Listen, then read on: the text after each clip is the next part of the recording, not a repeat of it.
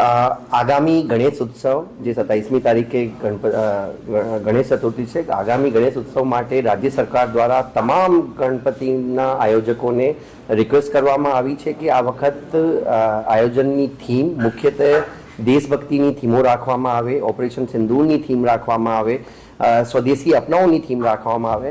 જો આવા આયોજકો જે ટોટલી ઇકો ફ્રેન્ડલી આયોજન કરતા હોય, આવા આયોજકો પૈકી રાજ્યના 4 મહાનગરપાલિકાઓને છોડીને બાકી 29 જિલ્લાઓ પૈકી બેસ્ટ 3 જે રહેશે, ફર્સ્ટ, સેકન્ડ, થર્ડ, આ 3 આયોજકોને રાજ્ય સરકાર દ્વારા પુરસ્કૃત કરવામાં આવશે. આ ઉપરાંત અન્ય 5 જણોને પણ સાંત્વના પુરસ્કાર આપવામાં આવશે.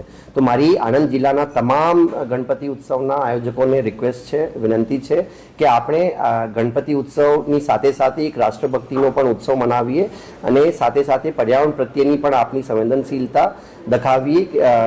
ગણપતિ ઉત્સવ આખું ઇકો ફ્રેન્ડલી થાય, આ માટે આપ સૌને મારી અપીલ કરવામાં આવે છે.